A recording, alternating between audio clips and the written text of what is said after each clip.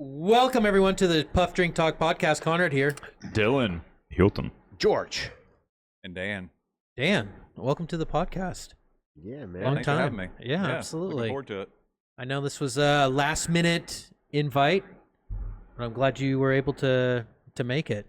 To be honest with you, Dan was the very first person that I invited, and we always said, "Oh, let's put that on the calendar." And it's been like a year and a half. It has been a while. Yeah. I figured eventually I just need to do it. Let's just get out here and do it. So. Well, thank you very much for taking the time out to speak with us. So, Dan, would you like to do a little introduction about who you are and what you do? Sure. Yeah. So, a little bit about myself. I own a trades coaching company called Built for the Trades. I also own Oak and Ash Cigar Company. Family man. Been married 21 years. Have 4 kids. Live out in Lampasas, Texas. And let's see here. Love the outdoors. Love endurance sports. Love cigars. Fishing, hunting. I don't know what to say. So I'm in the right place, it looks like. Heck I got cigars going. I And, think so. Yes, sir. yeah. Well, that's We- awesome. We like the same stuff. Yeah, we do. What when you say endurance sports, what do you mean by endurance sports?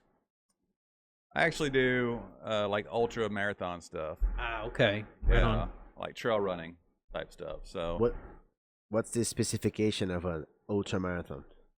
anything more than a marathon. So anything over 26 miles. Okay.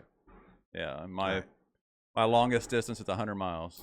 That's for so that's Really? running. That's 100 for miles. running. I thought it was Running. like other.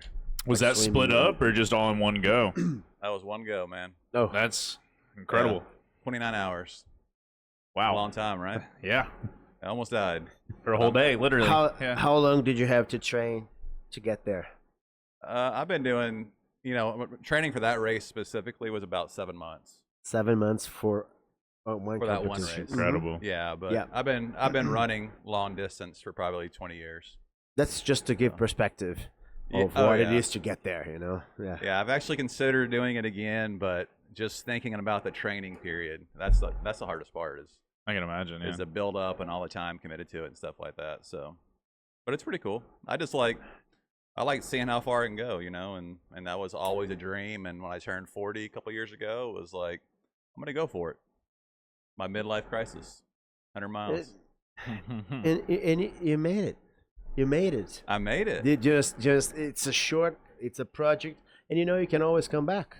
Yeah, that's true. Or an 8 Or barely. month project. Yeah. Yeah. Anyway, it's a journey.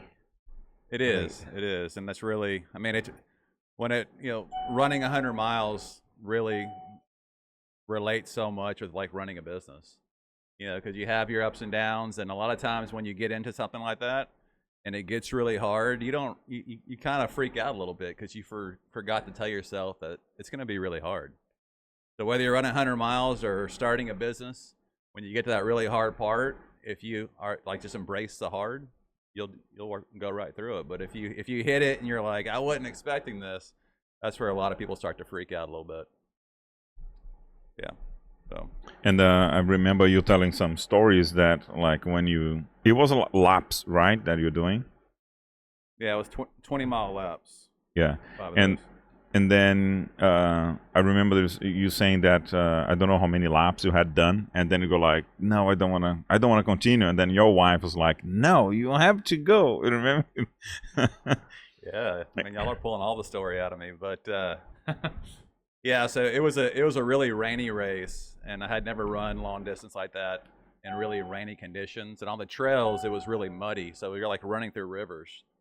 But for the first 60 miles, I was like embracing it, having fun. But at mile 60, my feet started to rip. Yeah. So the pads in my feet started ripping. And if you've ever experienced that, that's pretty excruciating. Yeah. I can So for 40 miles, I was at almost crawling before I finally built it back up. But at mile 79 and a half, I saw my wife on the trail, and I was like, I'm done. Like, I'm 110% done, ready to quit. And I've never quit a race before in my life. And she looked me in the eyes and said, you didn't go this far to quit. And it was like the best motivation speech anybody's ever given me. And she's like, if you quit now, you're going to regret this for the rest of your life. So she said, just get back to the finish, like to the restart, sit down, I'll take care of your feet. And I remember sitting there and kind of passed out for a minute while she was changing my socks and shoes. And I looked up and I saw a headlamp go out. It was probably 1 or 2 o'clock in the morning. And that person looked just as bad as me. Saw the next person, they looked just as bad as me. And I thought, you know what? If they're going back out again, I'm going to go back out again. And my wife got to run that last loop with me. It was a pretty awesome experience. And when I think about kind of comparing it to life and business and stuff, it's not only do you need to have that belief, you know, and understand when it gets hard, it should be hard, but also having somebody by your side who can push you through it and believes in you more than you believe in yourself is really important. Yeah. And I just took so much away from that, and now sitting here at 42 and realizing that I could do a lot of hard things, you know. So for me, it was 100 miles, but for anybody listening, it could be 5 miles or 1 mile or a marathon or whatever you're training for. Because people ask, like, how do you run 100 miles? And the answer is, 20 years ago, I ran a 5K, and a 5K turned into a 10K, and a 10K turned into a half marathon. So it's Process. It's process, right? Yeah. You start somewhere. You don't just start at 100 miles. Process. Yeah. I don't know how we transition from that, but anyways. No, that's really cool. That's really interesting. I always have respect for those ultra marathon runners and long distance running, because that was something I struggled at. I still struggle at running long distances. So, but You've been to war, man. So yeah, no. So I'm a Marine, so I was in the Marine Corps. The way he said, man, whatever you do, whatever you find, you know, ways to, you know, to get there. So it's the same thing, you know. Yeah, I know. Yeah. It's good. I mean, saying that you struggle with it, that's fine. I think a lot of people say, I can't do that. I can't run long distance, or I can't run, period. That's very much a limiting belief that will never get anybody to start. But if, like you said, hey, I struggle with that, but if that's something you want to do, you can always do it. Exactly. And you just gotta will yourself to start, you know. And yeah. so. Well, and then it's also kind of understanding yourself too. It's like if I've done like marathon running before, especially in the Marine Corps, and we had to run long distances all the time. But I just kind of put it in my mind like, hey, I'm doing it for distance and not for speed at this point, because speed was not my thing. Like I tried and it just was not what I was capable of doing unless I really trained for that, and I wasn't. I got tree trunk legs. If you put 100-pound pack on me, I could walk up the side, you know, any mountain for miles, and that was fine. You know, and I did that all throughout boot camp and stuff, but running long distance and for fast speed, genetics. There's a lot to do with genetics in your case. You know, when you get to this point, it's genetics. Yeah. You know, like everyone can do this and that at a certain level, you know, but there are certain other levels that genetics influences at 1%, and this 1% is what makes you go faster or longer. That's why it's so hard to compare different people, you know. Really is. Due to it's just that what you attribute as more important. What the society at that point says that this is what you have to follow. It's complicated. Yeah. So let's jump back into more of what you do, Dan. What do you do? What do do I do? Yeah. Other than running marathons and Yes. stuff. Just that. Yeah, just a detail, you know. I'm retired right now, or in retirement. May come back, but no. As far as what I do for a living, my background is in the trades. I ran and owned my own plumbing business for 20 years, and then in 2020 started coaching trades businesses, and our main focus is to help them build self-operating businesses. So we meet a lot of family-owned trades businesses where the owner's doing everything and they're stressed out and they're missing their kids growing up or not going on vacation. We come in and help them solve that problem. Oh, very cool.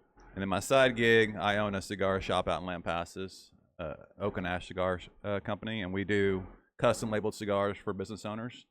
So it's a great marketing gift, a great giveaway for customers and stuff like that. So we specialize in that. Oh, how cool. That's awesome. Yeah. We actually have a box that is behind Dylan. Yeah, and we also That- cut and light then- for y'all's cigar event too. Yeah, Dan made it for us, and Dan is our cigar provider of our networking event here, which is also called Puff Drink Talk. You know, and it's so funny because I was putting up that water, and I was looking at that cigar box, and I go, that is a really beautiful box. I didn't say anything, but I was just admiring it. It's really well done. So Yeah, I didn't beautiful. know that you did that. That's cool. Yep, hand carves one carving at a time That's awesome. with a laser. Took him 29 hours. Took me 29 hours. There you go. Oh, that's really cool. That's awesome. That's very cool. I want to see the questions that George is Yeah, gonna have. Yeah, I have a question. Then. I have a question here. What's up? What's up? During the events, right? I have this impression that what the nicest thing we have about this networking compared to any others is that they normalized the cigar. The drink is always there everywhere, but it's normalized. When you come here, am I seeing things, or do you notice this that it's appropriated for the environment there? Like it's it coming back in changes. style, almost. Yeah, it affects because you see a lot of first tryers for sure. I am sure it's the first time, and you having this door, it's interesting, like to see that men and women, it doesn't matter. They feel like, hey, this is me, that's the first. It's here, it's free, it's included. Yeah. And this is an experience for the client. It's a small universe. But it's a lot. I come here and I see it, man. I can't avoid that. I see the things evolve. Do you feel that the cigar is broadly accepted in there? I definitely do. I mean, the one reason why we started the cigar business was to help people feel welcome into smoking cigars. Like when I started smoking a cigar as a 18-year-old or whatever, you'd walk into a cigar humidor and you'd be lucky if anybody would say anything to you. And then whenever they did talk to you, it was very intimidating. Like, I don't know what a Maduro or Connecticut or anything else is. Yep. And so, whenever we had the idea to start our own cigar shop, we really wanted to be like the cigar shop for the people. And I mean like the new smokers or people that are just trying to get into it and make them feel welcome. So going back to the event, that's what I love doing. I love, teaching people about cigars and cutting and lighting for them and watching them kind of experience it for the first time. Because the other thing I love about cigars is that it is an experience. It's a relationship. Like you must slow down your life for an hour long enough to actually sit down and enjoy a good conversation with somebody, Sure. kind of like we're doing today. And so I'm very passionate about that because our life's moving so fast. When's the last time you hung out with a lit cigar and a good friend and no phone in your face and just had a good conversation? It's about memories, man. Yeah. It's about the memories you already have and the ones you want to build. That's right. For sure. That's right. Yeah. I would agree with you. I do feel like it's pretty normalized, like maybe the first few events, people are kind of weird about it, but they know what to expect now when they're coming. And yeah, I think it's that's a good. big thing, is just being proactive about that, telling people like, hey, you don't have to smoke a cigar, but you have to be okay being around it. And they come to one or two, they don't smoke, but they see so many people they know smoking and they feel a little bit more comfortable with it. Then the next time they try it, maybe they'll smoke one a year. They're not going to be a regular smoker, but they're willing to try it. Yeah. So it's that stigma, I think, is like it's going away when you see people you respect, professional, successful people doing it. It's like, okay, I could try that out, I think that's kind of a little bit of what it is. People don't want to look a certain type of way, like a cigarette, but it's not a cigarette, it's a cigar. It's different. And also, sorry, just to put actually a little bit on what you asked, which is from February, that was the first event, up until last month. So Feb, March, May, June, the number of cigars, that, even though there's almost the same amount of people, the quantity of people, the number of cigars that have been picked up, it's included, but some people are like, no, I don't want it. because I'm not gonna smoke anyways. I don't smoke. And then I kept on saying people, hey, just go and get a cigar and give it to someone because it's included on It's the whole point. Yeah. it's the whole point, It could be a gift to someone or something. The purpose And- of the marketplace. And Yep. then we always Exactly had that. like 50%, and then it went like to 60% of the number of people attending, getting a cigar. This last event was like 96% of Pretty good. people getting cigars. I was like, oh, okay, That's so not including now, people buying extras, right? That's just well, like yeah, the one that's Yeah, included. yeah, the Yeah. ones that that's good. that good. that then charges us in the end because he Yeah. charges us what people get, and it's like, oh, this is now it's working. So people are getting the cigar. 96%. Yeah, that's great. Yeah. That's awesome. That's really good. You know, one thing about being a cigar retailer is, anywhere you go, people think you're the cigar guy. So you always have cigars with you. One of my biggest pet peeves is giving somebody a cigar and they only smoke like a quarter or half of it, and then they throw it out.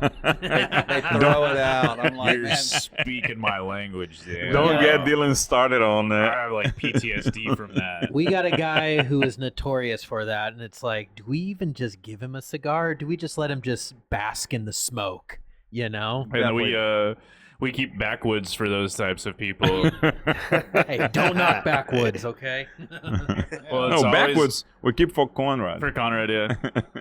No, my brother-in-law's like that. He never really wants a cigar, and every time he does, he'll get like 2 or 3 puffs and then lets it die. So I'll never give him a $10 stick. I give him a factory smokes Factory or smokes, something. yeah. Yeah, I always have some factory smokes in the humidor, but he doesn't notice the difference in flavor anyways. So it's like, why waste a nice stick? Because yeah, I'm always like, somebody pay for that cigar. It may not have been you, but it was costs. me. It cost me money. Smoke Yeah. that dang thing. But anyways, Yeah, otherwise I will. Get Dylan started on it, and then he goes like crazy. No, I'm not giving a cigar anymore. And I gotta discuss another principle. There's all right, let's 3 hear of it. us. I always show up with 2 sticks. You see, I've got this theory that a lot of things that are great in life, we hate it when you're younger because, the experience was bad. You have $5 to invest on that. And then the first time you never have this good experience where, because you feel it. Like you hate it for 10 years, sushi, whatever. And then you go to a place and say, damn, have I missed sushi for 10 years because of that piece of shit? Right? Yeah. So I think the same thing happens with a cigar, right? Oh. So, I see what I mean. The first time you try it, if it's a $5 cigar, and nobody even taught you how to turn it, the experience, you say, okay, I will remember that. Not to be Pollyanna on your case, the person's smoke once a year, but you remember that to smoke in that event, right? Yeah. But Yeah. the first time, first, second, whatever, but that thing, I think, for the cigar, I think we have to be proselytists. We have to pass the word on how to do it properly, at least to one person. I think all smokers, we should do that. And you as a pastor of the cigar, The cigar. Yeah, the number one advice I always give people is just whatever you do, don't inhale. 'Cause you see them puff for the first time and they're sucking that like it's a Yeah. like it's a cigarette. You're like, hold on. That's one of the few things you could do wrong. Pretty much anything else, you can't do it wrong.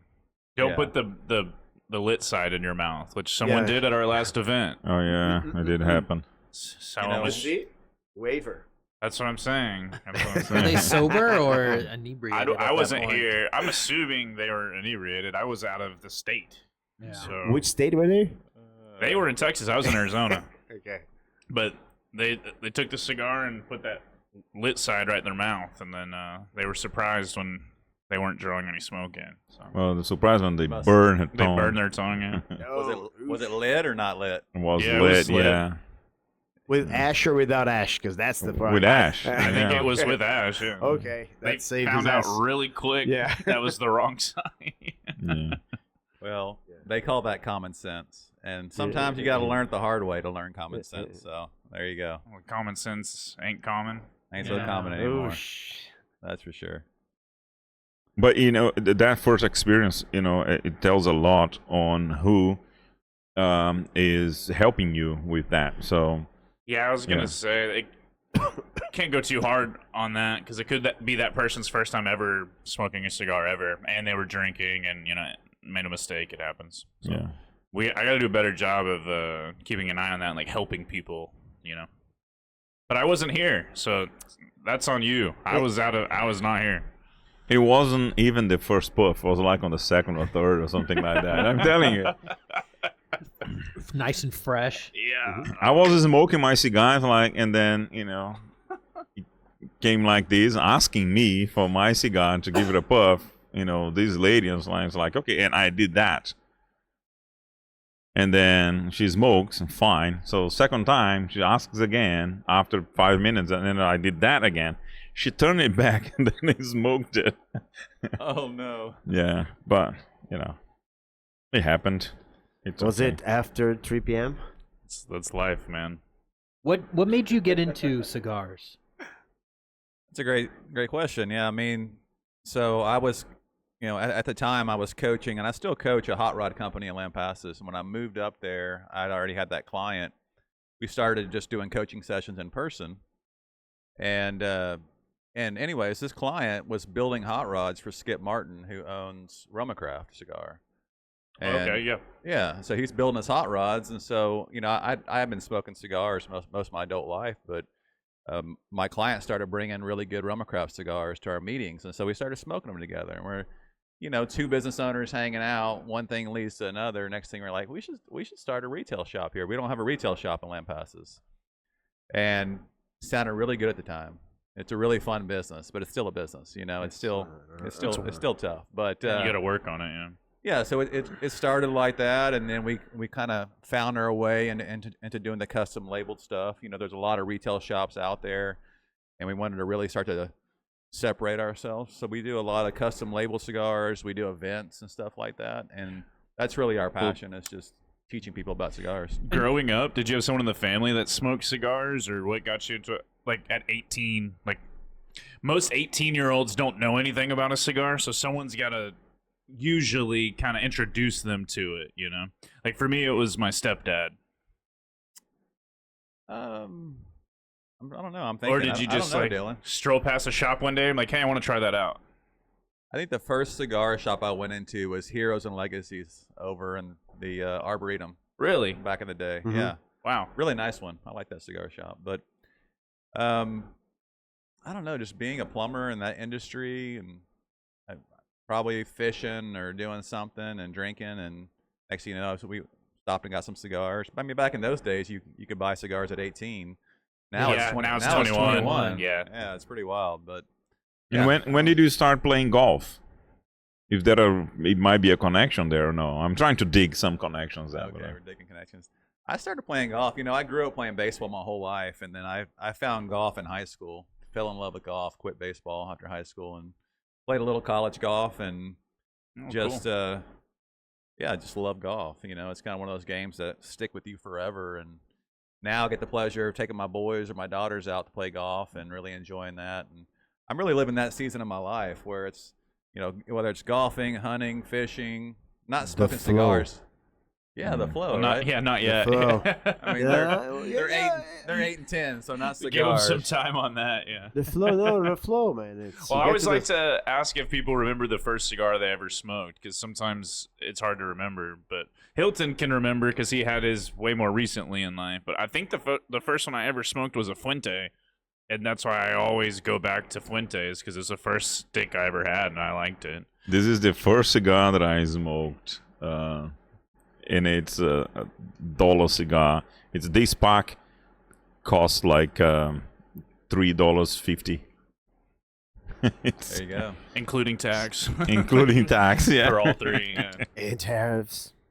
So I bought it to keep it in here. So this is the first cigar I ever smoked. Memories, huh? Memories. I had started working with him, and we had just come back from Christmas break. I was just starting, and he was asking me about cigars, and he was showing it. So I was like, Hilton, that is not a real cigar, man. Like go spend a minimum of $5 on one stick, and then I spent $3.50 and and three. then weigh in. Or I mean, if you like that one, great. But if you're like, cigars are terrible, they taste bad, like try another one. Yeah. Don't base it off of that $1 stick. Which just illustrates what I said in the Going back to what beginning. you were saying earlier, yeah.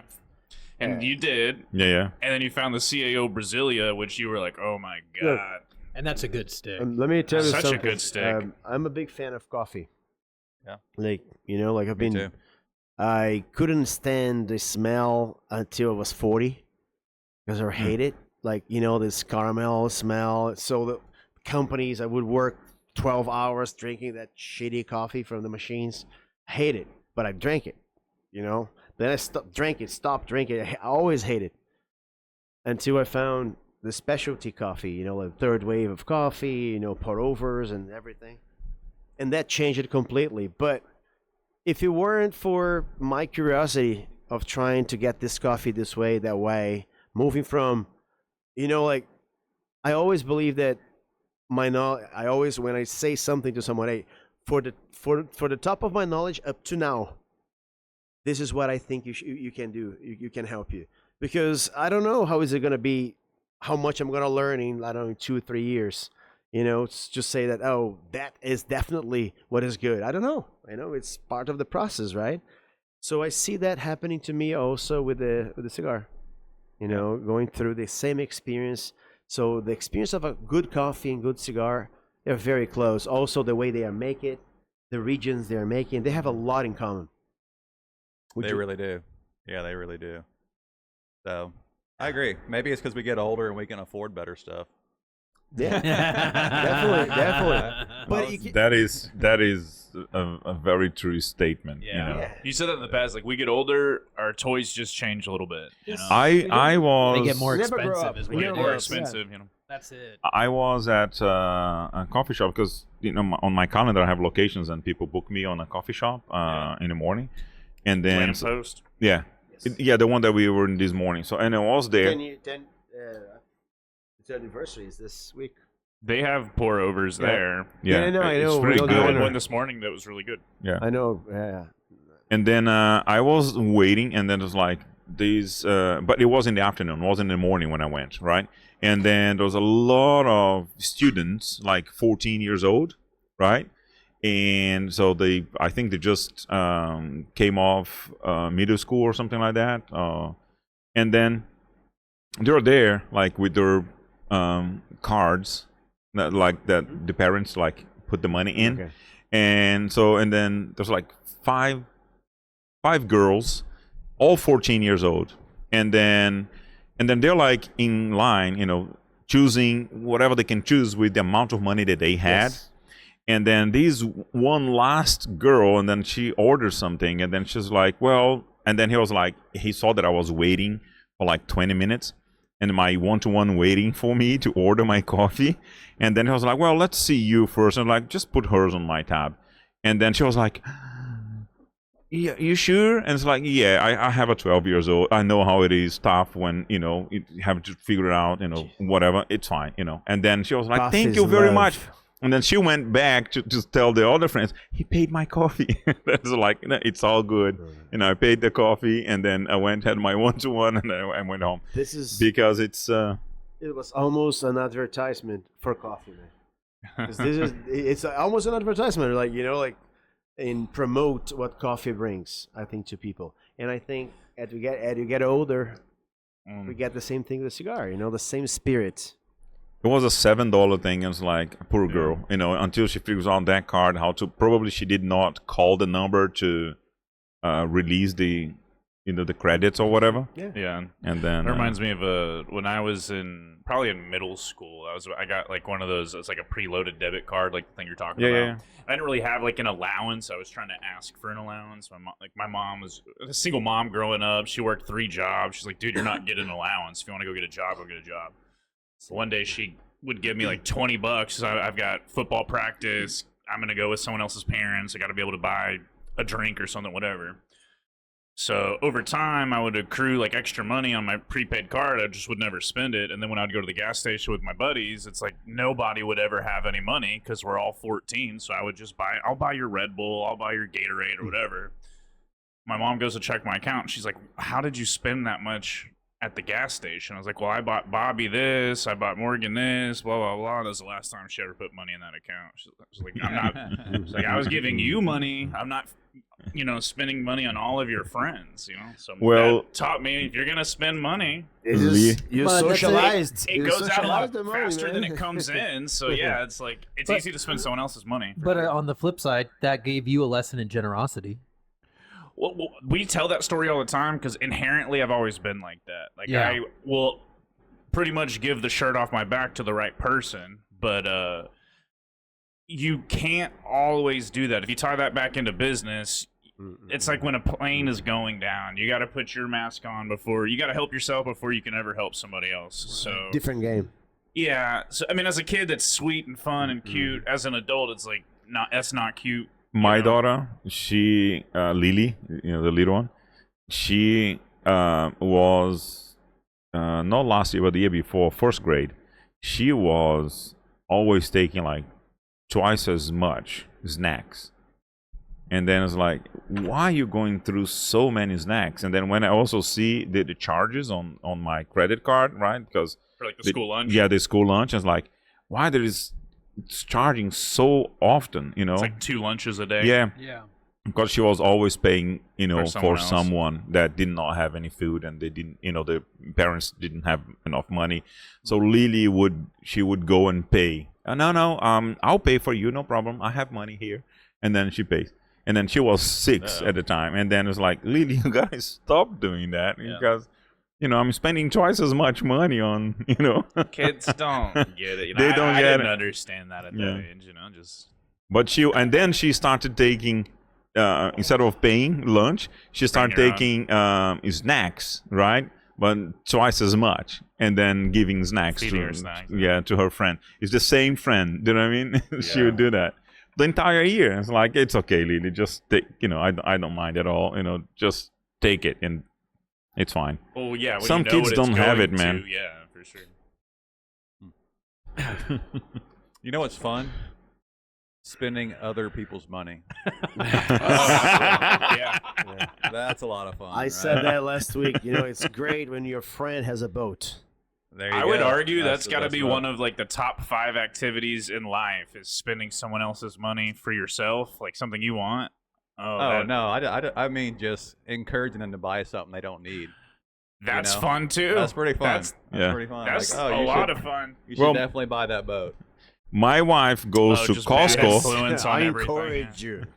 My wife goes to Costco, and I'm the only one with Visa card, which is the card that Costco accepts, because she would never do a Visa card. She does a MasterCard, right? So It's her thing. she goes every other week, and then spends like $550, $600. So it's over $1,000 a month at Costco. It's like, Anytime that I go over They to your love you. house, there is so Costco. much interesting Costco foods, and I'm like, where is this section of food that you're that yeah, Chris she is getting picks up this? new things to try. Yeah, And then it's never a small pack. It's double. You know what I mean? it's like snacks Oh, from yeah. a country I've never even heard of. Man. It's like, what Yeah, the hell yeah, is always. this? Is that a snail? Like, what is I happening? don't Do you- know. They always have weird stuff. Do you know what Costco is? An oasis. Yeah. Man, I go there when I. You see, every Oasis. it is cult. every brand there is curated. My wife has studied here at the UT. Yeah. And one of the studies was about the way they negotiate. The guy goes to Italy and says, just gather all the oil producers that, hey, I want to buy 3 million liters of that oil there, the production of everyone, but I wanted a cut. I'll buy it. I want a cut. That's why they offer great products for a decent price. So it's decent. Everything, nothing bothers me when I'm there. I always have my headset there too. I'm even walking and maybe dancing a little. I'm at home. I am at home when I go there. I am. See, so that's why it You're works. the person That's that's why I like invest that. oblivious to their surroundings that I'm always trying to get around in a Costco. That's who you are. That's why you're having a great time, and I'm miserable trying to get around people like you. Because I'm Trying to get the hell out of this store. No, I'm And always. he's doing a dance number. But having the but time I'm of his always life at a conscious. Costco. I've never tried this one. Let's put Yeah. that in the cart. Block right in the middle. Put out Never. back. That's not me. Oh no. For me, it's about efficiency. Yeah, I know in supermarket. But anyway, yeah, that's why I invest that. Yeah. You gotta invest in what you love. And this is one I really do like. I like the experience. Speaking of investments, to switch gears a little bit, if we have time We for do, it. we do. Okay. I read an interesting article. So you're in the trades, 20 Yeah. years as a plumber. Mhm. I don't know why I've had this really interest in tradesmanship recently, and I was reading an article about UTI, and UTI for the past 5 years has increased its profitability or its shareholders by 390%. In the last 4 years, they've opened up 5 new campuses. In the next 5 years, they're going to open up 10. They are saying that every single graduate, either it be a plumber, electrician, an HVAC technician, already has 4 to 5 job offers waiting for them the week of their completion of trade school. I've always found it super interesting. So I want to kind of talk about where the value is and the market that you see for learning something in trade. Okay, what do you mean, like the pay As value? in not just pay value, but as like especially like here in Straight. Central Texas, because everything is expanding and growing. Where do you place the value for like a young person out of high school? Like the value of learning a trade, of learning a skill, of learning something instead of going to like a traditional 4-year college. Like how would you how would you position, going to trade school? I was raised, I'm a second generation master plumber. My dad always told me, I don't care what you do in life, but you're going to get your plumbing license because you need a trade because it'll last forever. I mean, you'll be able to go fall back on it anytime you ever need it. So that was probably the best advice I ever got because Interesting. it takes 4 years to get a license. So you have to be working somewhere for 4 years and then go take courses and pass tests and all those things. So it takes a while and dedication, but the value of it is that you're always going to be in need. There's always going to be a job for you. Even so much to the point where when I'm coaching companies, what we're looking for, like when it comes to licensed plumbers or any other kind of trade, is that person needs to have a job. If they're sitting at home without a job, there's probably a problem with that person's just overall core values. They're probably a lazy person. So Right. I think kids getting into it and working with their hands, whether they go to college or not, it teaches you good core values. It teaches you to work hard. It teaches you common sense. And if you do go to college later on and get a different job, at least you can look back and appreciate what it taught you. I'm gonna add something here. I'm in education, so I kind of get interested in those topics too, Yeah. And one thing I noticed about Brazil, this perception that you have it about having a trade if you're studying and working. Like in my first semester, I was already working. 6 hours. It's 6 hours, but you're studying 4 and you're working 6 hours in the very first semester, the very first term. Yeah. That happens with almost everyone I know in Brazil. They start working at the moment they get into the university. So I think there is space for everything. I think there is space according to the needs.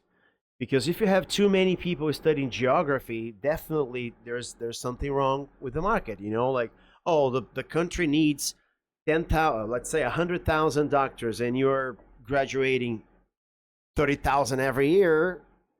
The math, just do the math. You see the problem.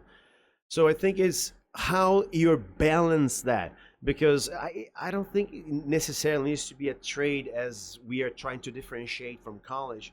Yeah. But I think if you're an accountant and you have this experience, I see that 125 people graduated with me, and I try to follow as many as possible, and you see how it spread. It's just the basic knowledge that a good university can provide. That's Right. what I value. Oh, it's not a university. It could be an institution. It could be, I know in Germany, in Austria, it's very common that you have your first, as soon as you leave high school, you got a course for 2 years. You got a kind of a trade, as you mentioned, if you're gonna call, and then you go to college if you need it. So I think it's more of like a balance of the trade and what the demands have it for college degrees. We've talked about this before, but I think there's a lot of factors, but I think if it really is 390%, right, the growth for people going into trades, Yes. it's been happening for a while in the opposite direction. You've noticed there's been a lack of people in trades. There's a lack of people doing freight truck driving, a lack of electricians, plumbing, all of those things. And my generation in particular was taught, you go to school, you go to college, you get a degree, and you get a job. Yep. And we're the first generation of kids that went to school, they get the degree, and now they're not getting a job. Or they get a job and they're drowning in so much debt. They're just starting to really question if this structure, this outline, this path, I have to go to college, does this really make the most sense for me? Because I could do this instead, and day one I'm going to start a job and I'm going to make $80,000, and I don't have college debt because I'm going straight into something I know I want to do. And then one day I could be my own business owner. I could be a millionaire. There's no ceiling to that. So people, I think, are starting to see the value in that, and they're going to change what is the norm. It used to be, you're a burnout. You don't go to college, you're going to go be in the trades, you're a burnout. I think now that's more valued. It's like, you're going to college, you better make sure you're going to be a doctor, an engineer, or a lawyer. Otherwise, if you're just getting a business degree, what are you going to do with it? Do you have a job lined up? If you want to go for an arts degree, I mean, good luck. I mean, It's great that you have a degree. It means something to stick it out and get the degree and commit. But you're not going to just immediately get a job anymore because you have a degree. It doesn't matter. People are getting jobs without a degree with experience over people with no experience with a degree. So I just don't see the value in it anymore. At least not at the price. It's expensive, man. It's not like $500 bucks. This is a principle for cities, for big cities. So as we are expanding, if you think about 200, 300 years of history, that's easy to understand. But we are living now, so you see we don't see the architecture of the education, right? So it's a mold, since the cities demand certain jobs, now the universities enjoy. Well, it's a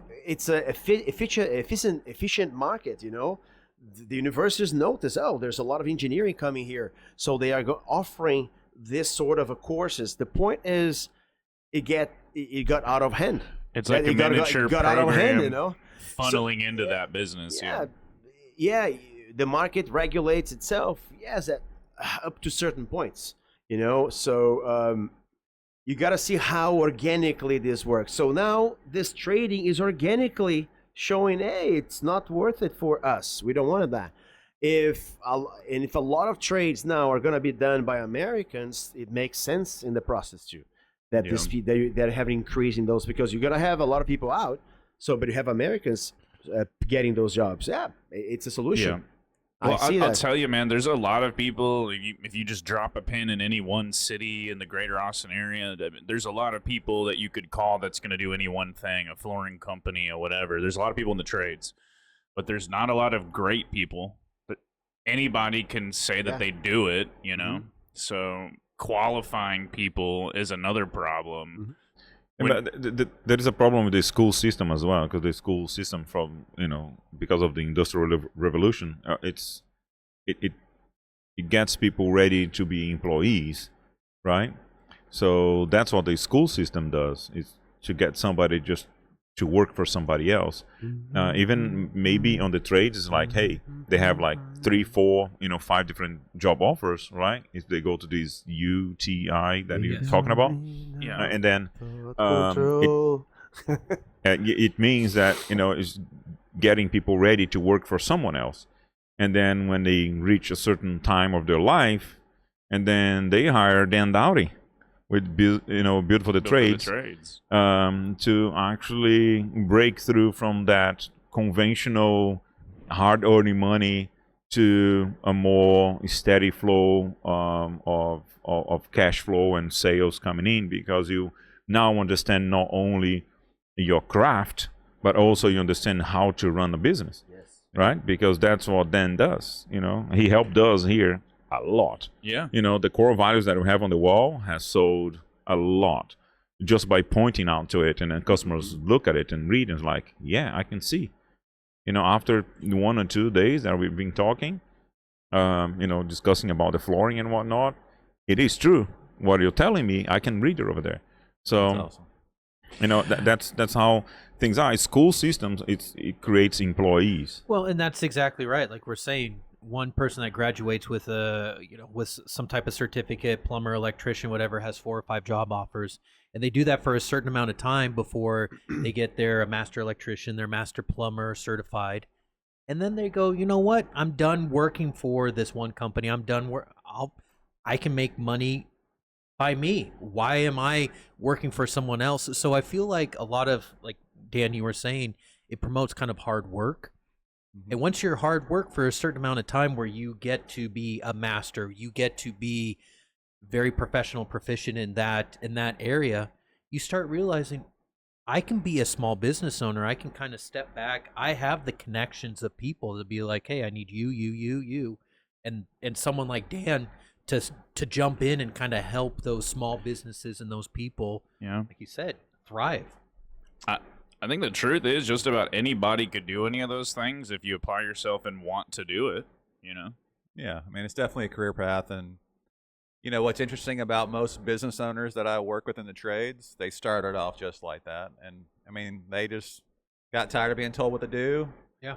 Had a trade, and one day said, I quit.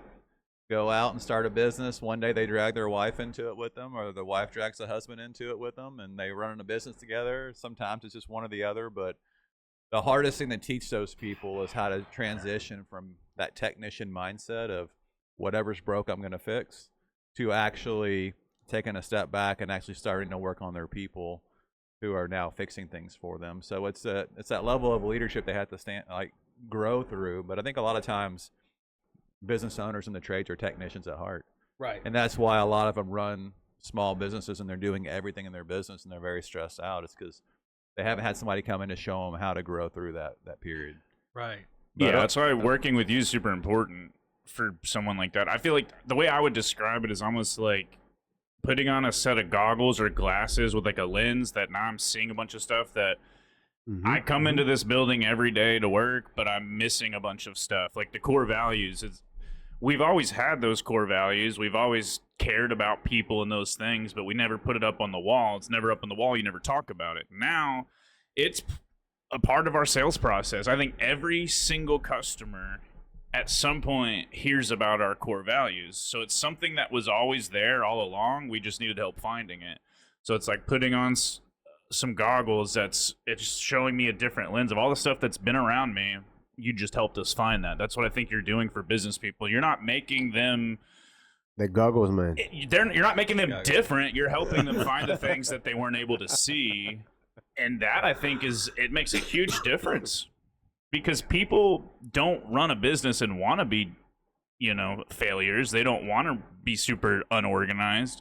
Most people don't. But they need help seeing areas where they could improve. You've been doing it this way. Another set of eyes saying, like, did you ever think about this? That's the difference, I think, when you have people coming from being a technician, being on that side. Now I'm running a business, that you need that kind of... You see that the advantage that if you have people in the business in your family for many generations, all these tricks, not all the tricks, of course, but if you are conscious of that, if look at that advantage that a family that understands all these details passes down That's like it's- being the youngest sibling. You get the advantage of all the mistakes your older sibling. Truly, so you're gonna make your own mistakes, but you get to learn from their mistakes without having to make them. Ultimately, of course, is about knowing, what progresses, of course, but it helps. It's a big advantage compared to anyone, Yeah. In any sport. Baseball is basically, I think, it's the best example. I think if I'm not, once I read that the chance to become a pro, it's 800 times bigger if you have somebody who played in your family. If you grew up with someone playing the league, or working for the league, So that's the same thing for trades, It's a big advantage. Yeah, I mean, as far as going back to the question of should people get into the trades, I think every kid's different. Every kid is different, so they're all wired differently. And like you were saying, Dylan, and in the '90s, we were shamed for being a tradesman. Or going into trades. If you weren't going into college, you were an idiot. And you You're were a going to be a loser. failure. Yeah. I had the advantage of having a dad in the trades Look at you now. who was doing his Yes. thing. But so I think overall you just got to kind of know who you're working with and where their passion is. I mean, there's a lot of fulfillment in being a tradesman. There's like a tradeswoman. It's just you get to help people, you get to fix things, you get to see the end product pretty quick. So, and a lot of those people are artists too. I mean, they'll do beautiful work, 100%. whatever the trade is. It's pretty fulfilling. They're very, very talented. And so just going back to your question, I think it's a great career. It's not for everybody because it is really hard work. Yeah. And it's really hot out there. Yeah. You're crawling through attics and you're busting floors and you're doing all the things, but overall it's a very good career to be in, and you are in demand for sure. Yeah. Because there is a lack of tradespeople, especially good young ones. Yep. And that's one thing I teach a lot of business owners too is, the first thing they'll tell me is these young kids don't want to work. And if you study that, every generation for hundreds of years, if not longer, has complained about the next generation. Yeah, absolutely. It's because it's different, right? They're different. They didn't have it as hard as I They had always have it 1 degree easier than the previous generation. Exactly. And what I tell them is if that's what you say, that's the results you're going to produce. Because first, I believe in speaking things into existence. Second, who wants to work for a business owner who's complaining about you? Right. And so the good ones are going to go work somewhere else. You're going to get the bad ones. And so I always encourage, though they're harder to find nowadays because parents aren't raising their kids to work hard as much as they used to, which is nothing new, by the way. There's been a lot of entitlement for a lot of years. But, there are some really good ones out there. And that's why I think that you just got to stay positive and keep looking because there's some really good kids out there that want to get in the trades and work.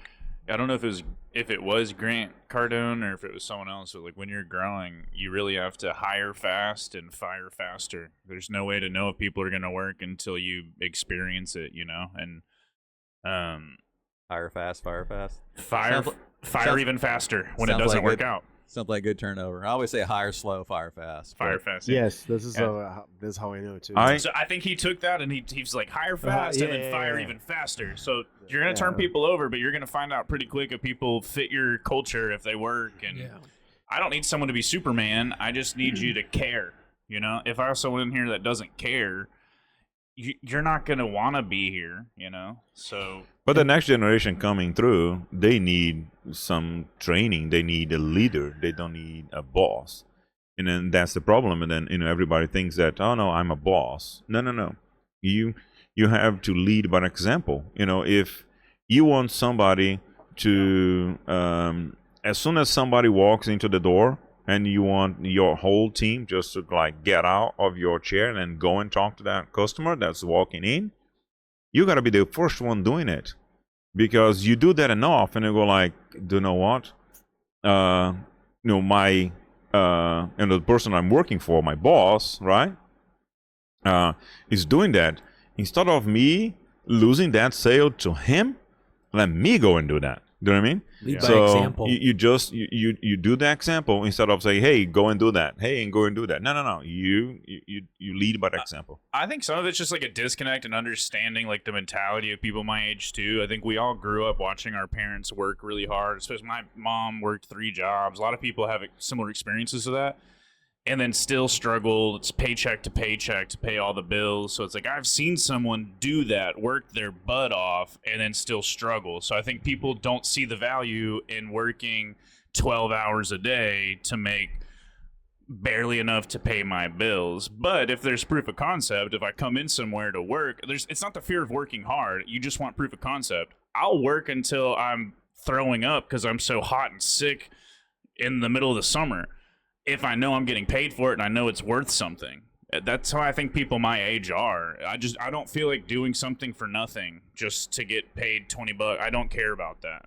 And I don't think a lot of people my age care about that. But the stigma is that we don't want to work hard. It's not that you don't want to work hard. Nobody wants to work hard. Yeah. Right. I mean, yeah, the dream is you want someone else to work hard and you run it, but that's everybody's dream. But no one's afraid of getting their hands dirty and working if it means something. But I don't want to do that and then look back in 20 years and not for nothing. You know what I mean? That's what I feel like a lot of people my age, that's why they don't want to go work in a 9-to-5 job. That's why they don't want it's the mindset of it all. Whether that's right or wrong, I'm not saying that. I think that's the reason why kids are less motivated to go into an office these days. They've just seen their parents do it and it didn't work for them. Well, on that note, thank you, Dan, for coming in today and being on a What a way to podcast with end it. us. Yeah. It's already over? Yeah. Yeah. I guess so. Yeah, let's wrap up that cigar review, and I really appreciate everybody. Comment. Comment. Subscribe. Share. Like. And thank you very much for joining us, Dan, Yes. on this podcast. It was a pleasure. We'll have to have you back Yeah. on. I really enjoyed it. Thanks, guys. I think we could probably just do a podcast talking about fishing next time, another podcast for hunting, Yeah. another podcast for trades again. So Yeah, all the things. we'll invite you a little bit earlier, and I'll make sure everyone has the same cigar. Yeah. I need one full podcast just on golf tips. How can I Dang. Yeah, we got how to do can I one get on under golf. 100? That's what I'm trying to work on. I need to get under 100. Sound good. Thank you. Thanks, everyone. We'll see you next time.